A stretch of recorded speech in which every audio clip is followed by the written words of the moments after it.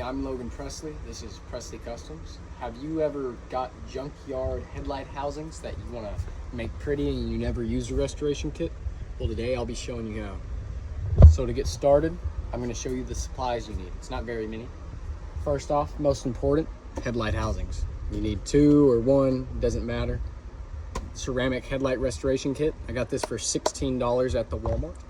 You'll need a brand new sponge with degreaser, so that's just soap and water. A spray bottle of just water, no degreaser in it. Need a few microfiber towels and compressed air. If not, you could use a leaf blower or do it on a hot sunny day. Right before I show y'all how to do this, go ahead and subscribe, leave a like, comment if it helped especially, and stay tuned for the end of the video for more plans with that Buick. So the very first step is you need to take your degreaser and your brand new sponge and you need to clean all the gunk off of these. So just the loose dirt, because what you're really cleaning is the plastic of the lens. So make sure you break all this off and get it as clean as you can possibly get it.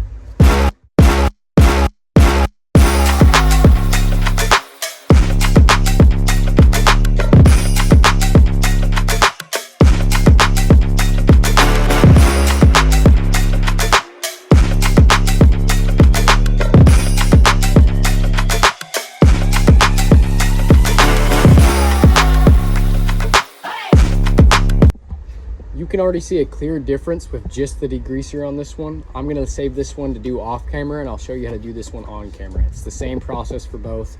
Another quick thing that I forgot to say is if you don't have your headlight housings out of the car, you'll want to tape around your headlight housing so you don't mess up the paint or the trim or anything, because this chemical will eat up mostly anything. Inside of your ceramic headlight restoration kit, there will be instructions. You can scan this QR code and find out how to do it through these guys. Don't do that. I got a secret tip on how to do it, even though I never made this. It's gonna come with 6 oxidization removers. You're gonna use 3 on each headlight. It's gonna come with a buffing pad with different sandpapers and gloves. And then these 2 are the ceramic coating. This is what's gonna keep it nice and clean and pretty for a long time. Make sure that you don't do this on a rainy day. You are at least 65 to 70 degrees. I'm doing it inside of the garage, so I have no worries about anything unwearing off. If these get wet after you have the ceramic coating on it and it doesn't cure, you just wasted your money. You'll have to do it again. So once you get everything degreased and cleaned nicely where there's no surface dirt on there, you're going to need 3 of your oxidization removers. Make sure you don gloves for this. These are chemicals. You don't want to get these on you. You will be doing circular patterns throughout the whole thing. Make sure you get all surfaces and then use all 3 of them and then save 3 for your other one.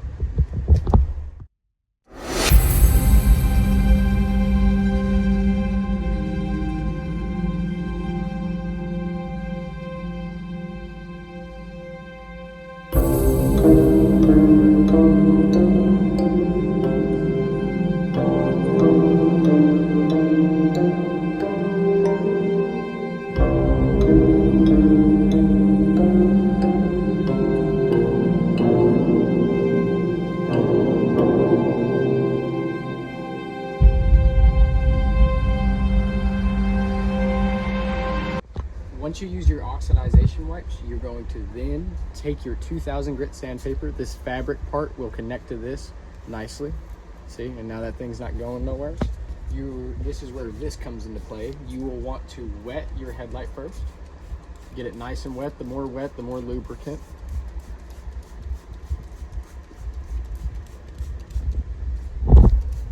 And then also wet your sandpaper. You don't have to get this sopping. And then now, instead of doing circular motions, you'll want to go back and forth so you don't leave brush marks. And then you'll see it fog back up. This is breaking down everything, really.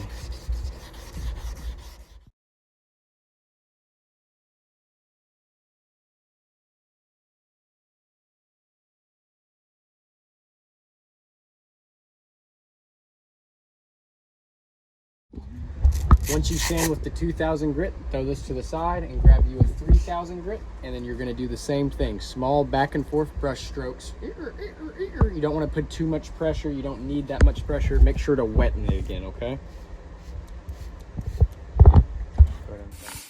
Like what?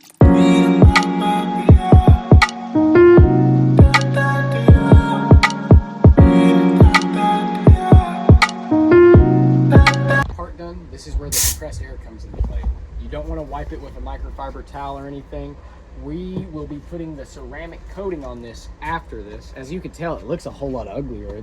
Get up close to it. We got it real clean with the oxidization strips, and then now it's dirty again. So what you'll want to do is just take all the wetness off of here. So all the cracks and crevices, you don't want any moisture on it at all.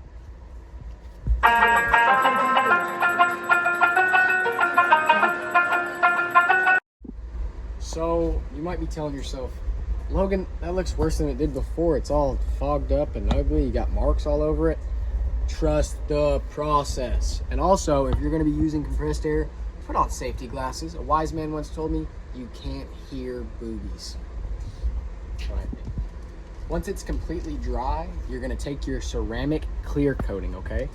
This part is one of the most valuable parts. Oh man, I dropped some moisture on there. Be careful not to put extra liquid on there after you dry it. Everything's nice and dry.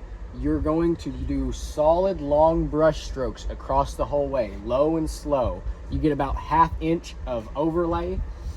Most of the time you won't be able to see the tops and bottoms of them, so I'm going to leave those out for now. I don't need those ceramically clear coated. And I also have a block under here because I was having trouble getting on this bottom side.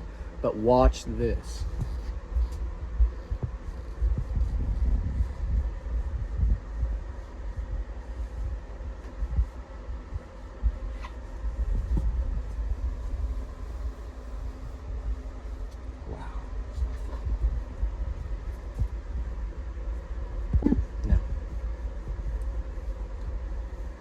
You can if you want.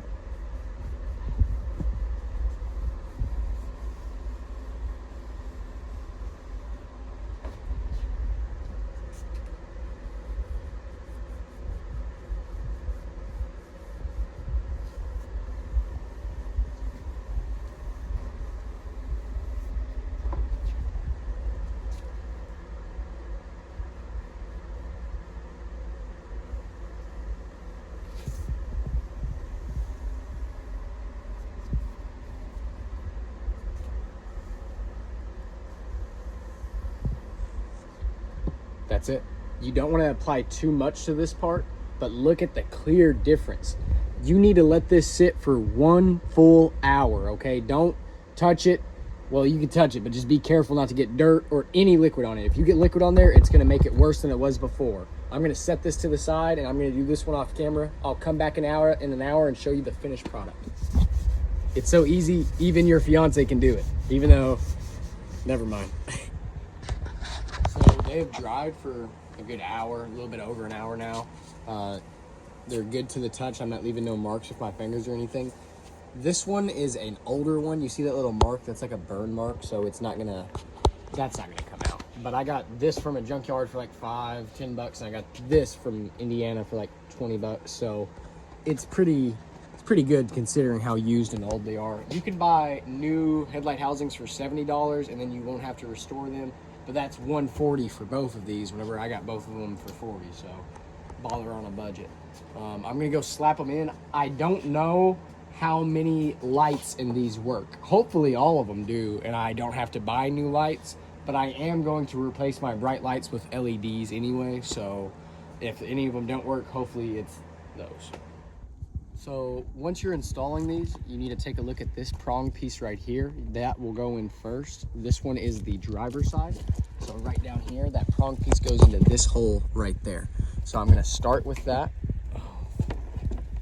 You get that bad boy up in there and then just push it, smack it into place. Make sure everything lines up pretty properly. My bumper is bent, so it definitely won't be perfect. This will go underneath this hole. That'll help. And then this will go above that plastic piece. Now, I'm gonna have to put quite some pressure on it, so I'm about to turn the camera off to do that. So I just got all the bolts tightened up. They're in there secure. Let me show this real quick before I do it.